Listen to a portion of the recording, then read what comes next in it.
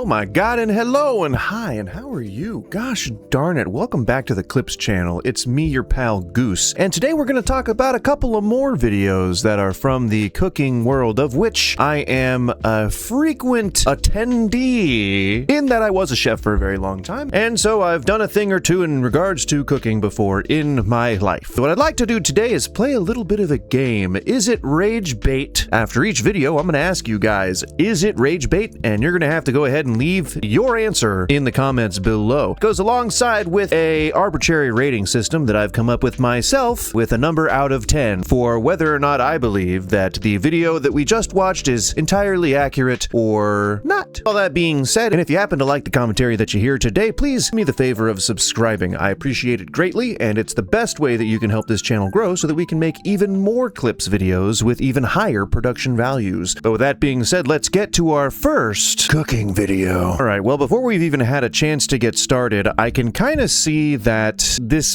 is probably rage bait. I'm gonna go out on a limb and say that there's a 90% chance that this is rage bait. Who would put tinfoil in their fridge? I'm just not certain that there's a valid reason that I can think of, unless it wasn't retaining heat and somehow it was being affected by the ambient light that you were letting into the fridge. But again, that's like a really arbitrary, weird thing to worry about. I don't think that it's either somebody who's trying to create rage bait or somebody that's struggling with severe mental illness. You take your pick. Let me know in the comments what you think. But so this caption reads, "My grandmother taught me a money-saving secret, and she has 4 individual chicken bones on a plate in a tinfoil lined fridge." I just can't imagine where this is headed, and it's probably just going to be that she ends up eating the bones in some way, and so I'm not sure what she could be doing. If I had to really just like play this game that I think she's trying to play and just kind of guess along and see if I can guess what she's trying to make, I'd say some kind of soup. That would be my guess. Some kind of like chicken soup. She's gonna make a broth out of the bones, and it's gonna be just a normal, average, everyday subsistence meal, something to eat for cheap. But just for you guys out there, if you're contemplating doing something like this, you don't really need to just like put just 4 random bones on a plate. It's weird. It's almost ceremonial in a way. I don't see a reason to do it. You put your bones in a Tupperware, or you wrap them in some plastic wrap and you freeze them. And I don't see a use for 4 individual bones that are already cooked. I think that you would just kind of like toss those out at that point. There's really nothing more that you can do with them. There's no more life left in the old girls. But let's get to watching. So see what's up. All right, so we've got our 4 bones, and they're on the plate. They're going into what appears to be water, I'm assuming. Little tiny pitiful amount of salt and some herbs. I wouldn't generally put herbs into a stock like this early in the process, especially because herbs, they tend to break down and they get a little sawdusty. They don't retain those essential oils. Will boil off, and they will kind of like dissipate at a certain length of time or heat. So I wouldn't trust them to stick around when you're gonna make a stock that's typically supposed to go on for like hours and hours and hours. If you have kind of like cut corners and you've cheated a little bit and you've already like roasted your bones and you've cooked whatever's like the hemoglobin on the marrow that's on the inside of them, and they just need to be processed at this point, the stock would take a little less time. But at this juncture, I definitely wouldn't be adding herbs even if they were dried. I especially wouldn't be adding dried herbs because you should be using fresh herbs anyway. Dried herbs are a big scam. That the whole like dried fresh herb mafia of whatever group of businesses that decided it was okay to take fresh herbs, dry them, and then tell you that they're going to be just as good as the fresh herbs and then sell them for generally more expensive. It's a giant scheme. I definitely would not be buying any dry, like no dill, no parsley, don't buy dried thyme, don't buy dried oregano, none of the things that would be leafy that you're going to cut and garnish something with, or that you're going to use as an aromatic, should be coming out of a container in flakes. All right, so we're using tongs to move them from thing to thing. At this point, you've already taken care of the raw chicken, so there's no raw chicken to worry about, you know, because they're cooked. Like and then you've boiled them, and they may be warm, but they're not going to be too hot to handle. Just get your hands in there and move them around. You don't, and whatever this is, seems like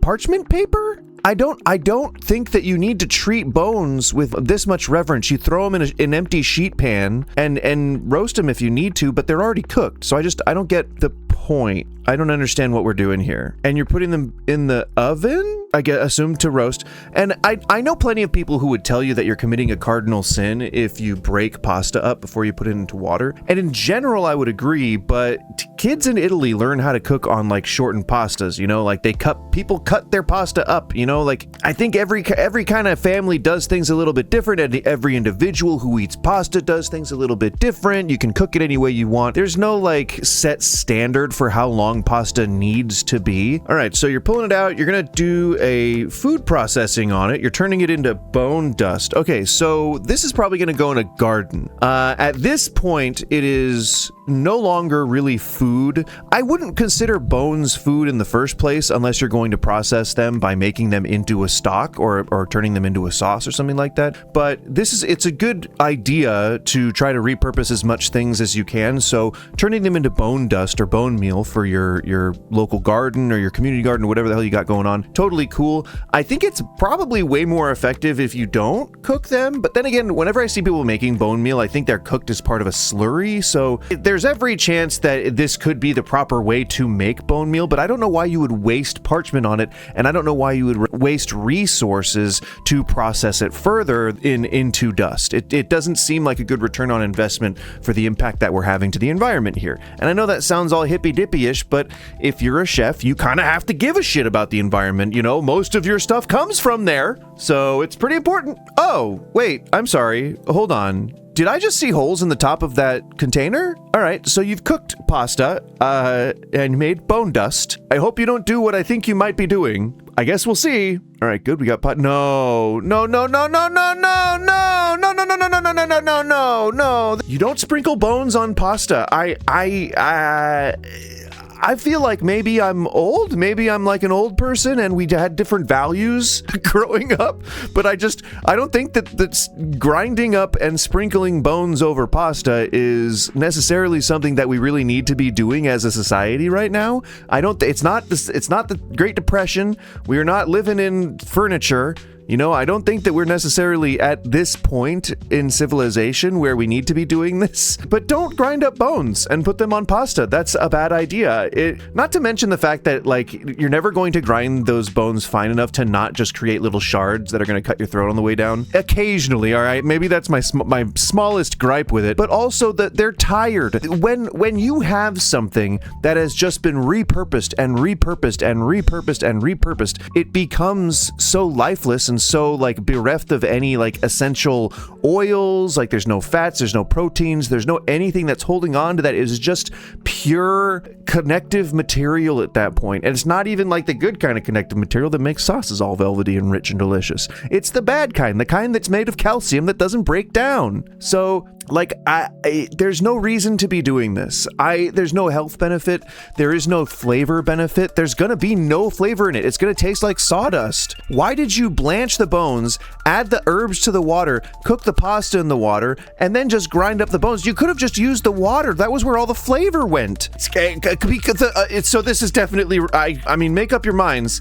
I guess maybe I'm kind of already on the train that it's rage bait, but in conclusion, let me know if this is rage bait. We're gonna say a big fat -2 out of 10. Holy shit. I am mortified at what I just witnessed. But let's move on, shall we? The next caption is kind of what caught my eye immediately, and so I didn't pre-watch it. We're gonna kind of see in real time what's going on here, but it says, Dollar Tree seafood boil. If you are not familiar with what a seafood boil is, it is a New England tradition in which you would deliver bounty of the sea in a large amount unto a crock of roiling, boiling water with a bunch of Old Bay and a bunch of citrus in it, and you would let that shit steep for a bit, and then until those clams and shit open up, and then throw some sausage, throw some corn in there to heat up, and you got yourself a big old frickin' meal that you would then pour onto a bunch of butcher paper where all the guests would then enjoy and gorge themselves and everyone would feel great. That's what a seafood boil is. So let's see how different this is,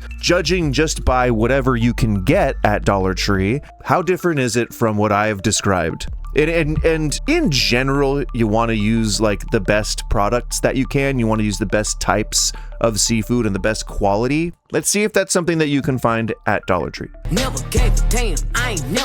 All right off the bat, we've got some raw frozen shrimp, which are definitely not what I would consider top shelf quality. Looks like we've got some canned potatoes, which sounds disgusting. I know that my wife actually really loves canned potatoes. They are cooked perfectly, but I prefer control over my ingredients, and it's much easier to control a potato that has not been pasteurized and injected with like sodium water than it is one that has. So I prefer raw potatoes. If I was going to make them like boiled and then like cool them and then try to use them for something else, I would prefer to do that on my own. I don't like all of these. We've already heard for the previous video what I said about, you know, dried fresh herbs, but these dried spices and things like that, you kind of have to go for top shelf if you're going to go for anything, because what's really important is the way that they're processed and the way that they're turned into these powders, because a lot of the methods use unscrupulous things like child labor and like bad ingredients and things like that, and sometimes not even like cinnamon. In a lot of cases, if it's not directly from Madagascar, they can just take a similar tree and use that and then pass that off as cinnamon. So keep an eye on where your cinnamon's from, but also it just goes to show that the standards for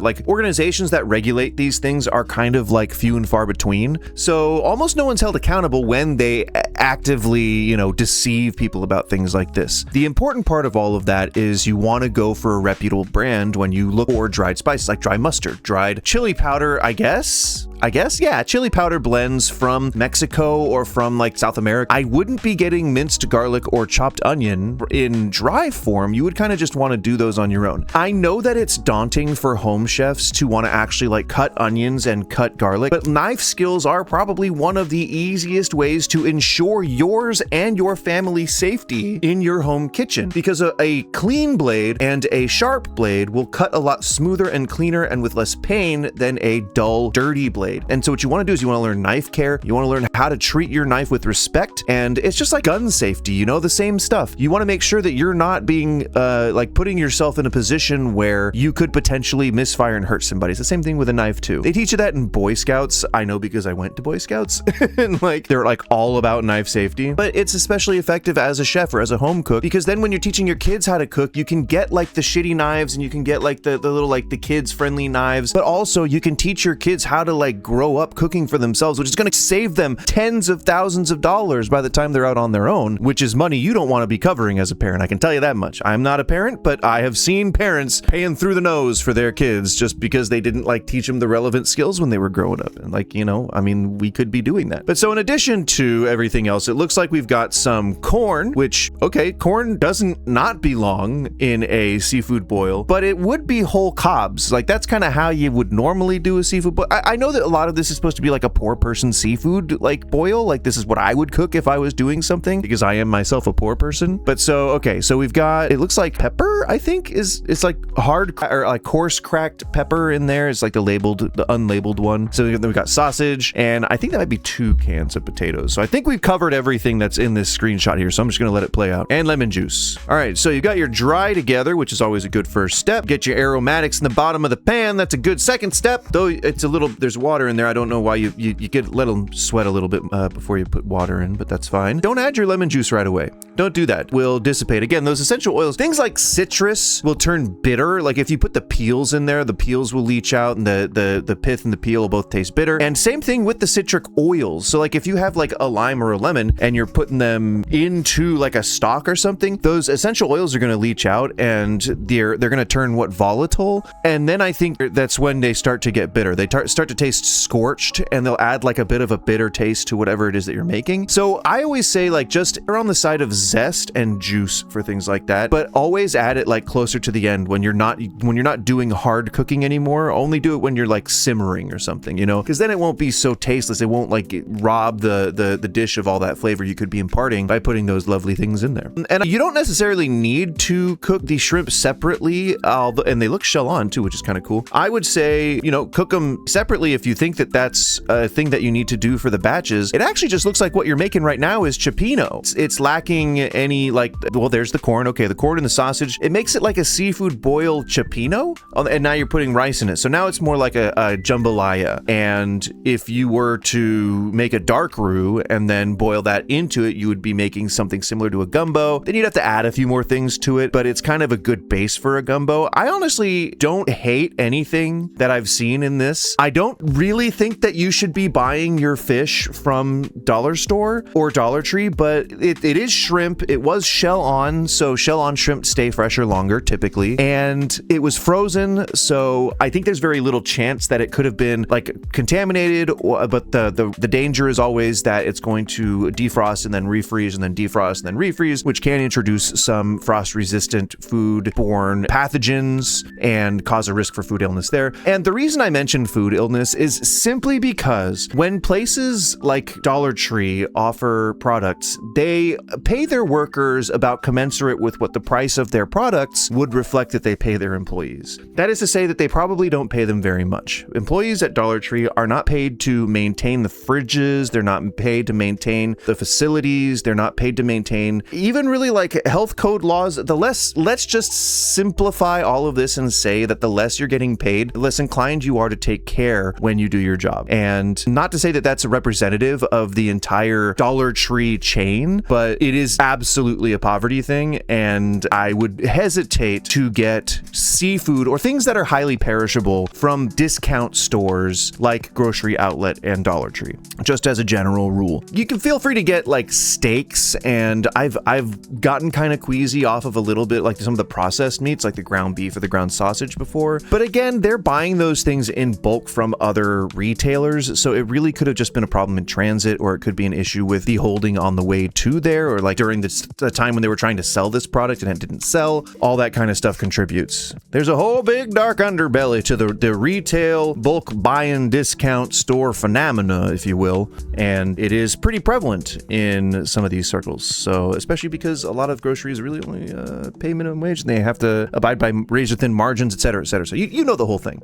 But essentially, as far as the food goes, I'm really enjoying what I saw. That water got nice and red. You really want that when you want a good seafood boil, because you got to. There's a fine balance where you get too salty and too spicy. But if you can hit that perfect shade of red in that broth, then you know you probably did all right. So good for them. I would say honestly 8 out of 10. 8 out of 10 on that Dollar Tree seafood boil. Only -2 just because I would hesitate in buying seafood from Dollar Tree, but that's really just me, okay? So, 8 out of 10, hell yeah. And is it rage bait? Definitely not. I don't think it's rage bait. I think it's just someone who's trying to show you how you can, make good food on a budget, and more power to them, hell yeah. Budget Duchess. Budget Duchess. I'm trying to make those words sound good together because Budget Duchess causes a lot of glottal stops. I think it's a glottal stop. Yeah. Budget Duchess. Change your username. It doesn't roll off the tongue. All right, well, I'm not Gordon Ramsay, as you can clearly see, but I am willing to throw my hat in the ring and give you just a little bit of an opinion on what you've got going here.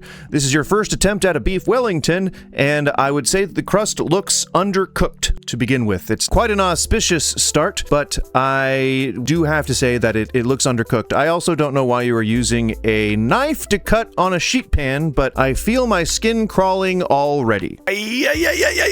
Stop sawing, stop! Ah! I can't look at somebody cutting on a scratchy surface. Any abrasive surface that is not meant for a cutting board.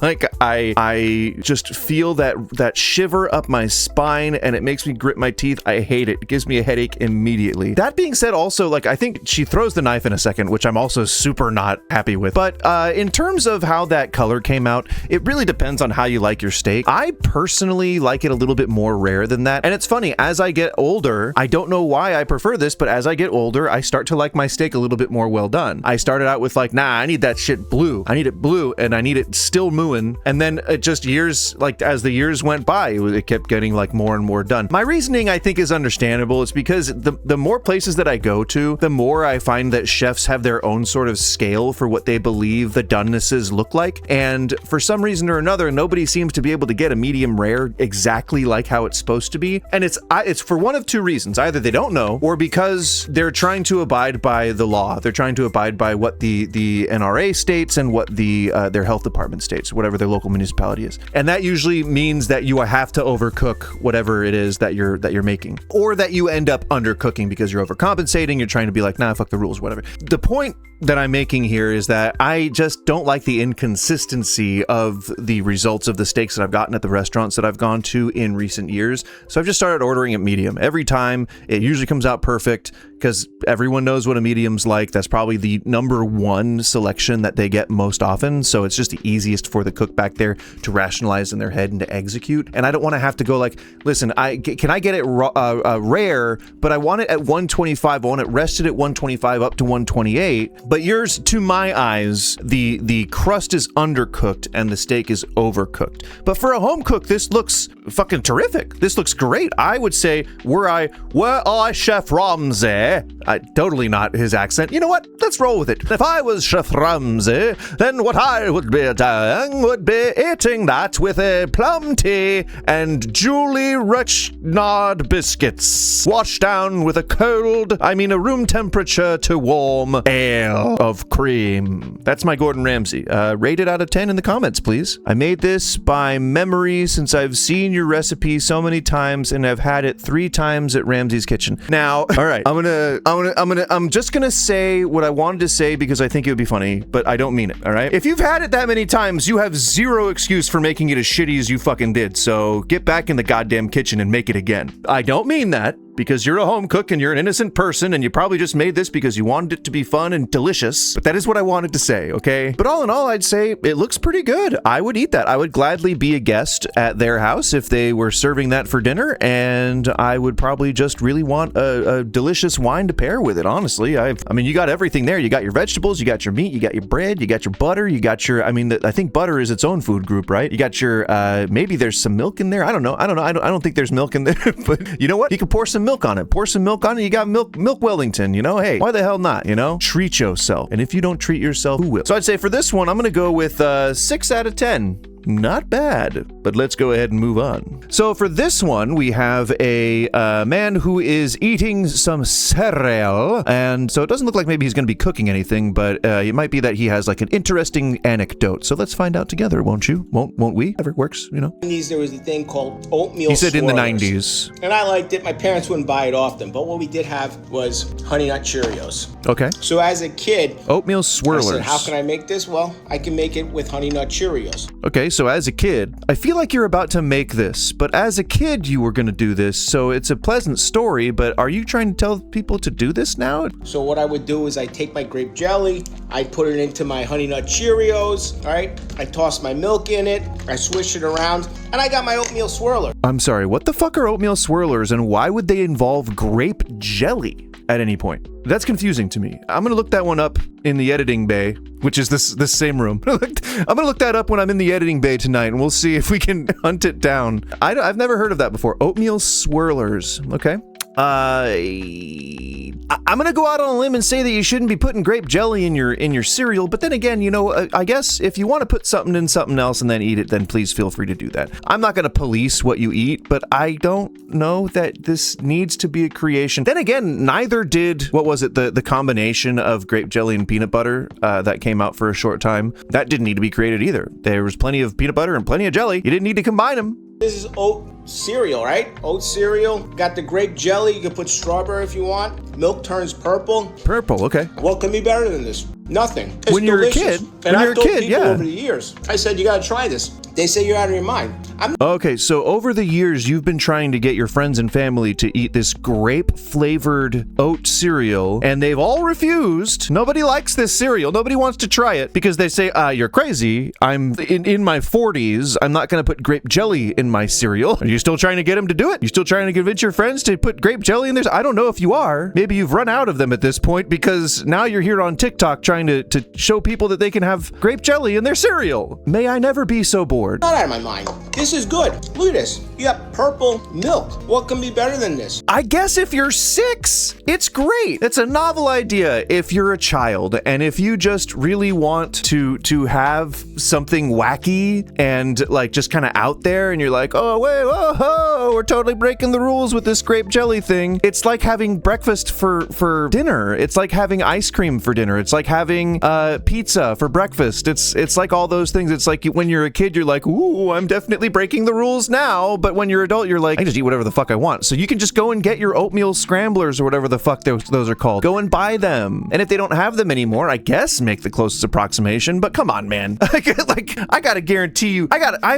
have to be adamant that there's at least 3 different ways that you probably could have done this a little bit better and not just squeeze grape jelly into a bowl of cereal. But hey, you know, again, I'm not gonna police what you eat. I am gonna laugh at it though. It's very weird. I want you to try this and you tell me this is not delicious. This is the best. Try this. I don't think that I will be trying this, Mad Dabs. I don't think I'll be doing that. I don't think that I will ever be putting jelly into my bowl of cereal because I don't eat cereal. I eat adult breakfasts. Whoever out there eats cereal like every day for breakfast, I don't care. Whatever. No judge, but grow up. Get your bran in like a fucking nut bar or something, like eat fucking eggs and ham like a real person. I'm sorry. I'm kidding. I'm not that gatekeepy. Maybe I'm not kidding. Maybe I am. Is it rage bait? No, I don't think it's rage bait. I think this man is genuinely just trying to recapture his inner child, which is totally fine. And so I guess all in all, while I don't agree with the premise of putting grape jelly into cereal, his video was not a scam. It was not bad advice. It was just something that I don't particularly like. So we're just going to say a nice 7 out of 10. All right. Just a couple points off because I don't agree, but you're an adult. You can do whatever the fuck you want. So, don't take my judgment as anything. Let's move on. All right, so this final video that we have today is definitely made with AI, but we still want to ask ourselves the question, is it rage bait? We don't know specifically because there are absolutely both categories, but sometimes they can be exclusive and sometimes they're mixed up. So let's find out. Let's kind of take a watch. It's definitely going to use one of those AI voices that we've all heard before, and I'm going to say right now that it's probably not going to be a good recipe because AI recipes often just pull bits and pieces from other like real recipes that have been used as like its training data, but they are famously inconsistent when it comes to ingredients and amounts and how it's supposed to look and things like that. So I'd be interested to see if an AI can effectively write a recipe these days and if that recipe looks anything better than dog shit, though I am not hopeful. The perfect chicken has finally been revealed and everyone so wants this to is the try secret it. to perfect chicken. Here I have 2 chicken breasts that I'm going to cut into medium-sized pieces so they stay juicy and easy to enjoy. Every time I make this recipe at home, it disappears immediately. Yeah, because it goes in the garbage. Nothing is ever left because it's absolutely delicious and has become a family favorite. Once the chicken is ready, I transfer it to a bowl before moving on. Tell me in the comments what city you're watching from. I love hearing where everyone is from. God damn! Today I'd like to send... I love hearing where everybody is from! So, we've got some julienned chicken breast, which is, so far so good. I haven't really noticed anything out of touch with reality yet, though I don't like the way that it's blogging about the recipe. I would prefer that this robot just kind of stay clinical and mechanical and give us the information that we need, but, it's for engagement. It's got to be part of the video, too. I get it. Don't worry, AI slop creator. I understand your process. A big shout out to Carla Mendoza from Chile, Luis Torres from Ecuador, and Marisol Vega from Argentina. These people don't exist. Thank you for always being completely here. fake. Now let's get to the magic this is of this part of the recipe. AI script. In a mixing bowl. Okay, wait, hold on. So we've got an egg and we've got a yogurt. It looks like egg, oil, or egg. I don't see oil yet. Egg and yogurt. So we've got egg, yogurt so far. Add 1 egg, 1 cup of heavy cream. That is not heavy cream. That was yogurt. That was maybe heavy cream that had been sitting in room temperature for 3 days. That's like ready to curdle. That was not heavy cream. That was definitely yogurt or buttercream. Maybe it did curdle. 3 cloves of finely minced garlic. That was not finely minced. Jesus Christ. That's I'd say that's maybe like a brunoise or like a really small dice. It's not a mince. A mince is almost like a paste. 1 tablespoon of mustard, 1 teaspoon of salt, half a teaspoon of black pepper, 1 teaspoon of oregano, 1 teaspoon of paprika, and just a splash of vanilla extract. Oh, God! First of all, never fucking put vanilla with chicken. What is this AI thinking? thing. Why would you ever see, again, you know, this is why AI recipes are really shitty, because they always like try to throw in one ingredient that's just like fucking bonkers off the wall. Don't put vanilla in your chicken. Vanilla extract is made with alcohol, and it's essentially sweet. It's sweeter than I guess it would be without being steeped in alcohol, but even just like pure vanilla beans, pretty sweet anyway. It's all on a flower. It's part of the stamen of a flower, and it is like just it's the concentrated pollen. What's pollen turned into? Honey. Honey's sweet, so it's gonna have some degree of sweetness to it, and you don't want sweet with your chicken unless it's like a like smooth velvety sweetness. You want something that's like citrusy with chicken. You want something that's like you know, what's a good sweetness with chicken? Like a sweet chilies, or like you know, like a baba ganoush, like some sweet eggplant, or like a sweet like caramelized onions, you know, things like that. The aromatic things that are kind of on the savory scale of things instead of exclusively on the sweet end of things, which vanilla is absolutely one of those things. You don't want to mix vanilla into almost anything savory that you're making. Let me see if I can think of a time when vanilla would make sense. I can't really think of a time when vanilla makes sense. Okay, tell me in the comments if you know of any occasion where vanilla would actually make sense on a savory food, and I'll let you know if I agree or not. But I definitely don't add vanilla extract. Gross. Also, secondly, here's a little secret about recipe writing. When people write recipes, they don't ever really weigh or measure a lot of stuff out. What happens is there's a long chain of people that go from recipe creation to putting the recipe in a cookbook or on a cooking website. And along not every step, but along most of the steps in that journey, it's kind of expected that you're going to try out the recipe and that you're going to develop it from there. And if everyone along the chain says like, oh no, I'll do it, I got it, it's fine, then the next person says, oh no, I'll do it, I got it, it's fine, and then the next person says, all the way up until the time that publishing comes, nobody has tried the recipe. And so that understanding goes for weighing and measuring too. So whenever you see like half a teaspoon of this or half a teaspoon of that in a cookbook, unless it's like a reputable source, unless it's like people who have actually like, they're known for testing these recipes and they're known for coming up with their own recipes. It's just, I think it's a funny, quirky thing that we're always, as learning chefs, we're always so particular about, oh, but this has to be a tablespoon. Oh, but I have to make sure that this is a half a cup, or I have to, you know, like, whereas when chefs are testing out recipes, that's like a little dash of this, it's like, oh, I'll throw in this much, I'll throw in that much. And then by the time that the recipe gets not famous enough, or at least when the chef wants to put it in his cookbook, then the person who's writing the cookbook will come up and ask like, you know, all right, so how much salt? You'd be like, half a tablespoon? You're not really like thinking about it, not really visualizing it in your head. And so the recipes are definitely going to be a little bit different for most things than they would be in practice and in restaurants, which I just think is a fun thing to know. Mix everything well until you have a smooth, creamy, and flavorful sauce. Trust me. That's not going to be a sauce. It's just going to be, it's like a wet, dry mixture. It needs more stuff done to it. This recipe will become a tradition in your home too, because it's simple, delicious, and incredibly satisfying. And we're Pour pouring the mixture over the chicken and stir until every piece is chicken. completely coated.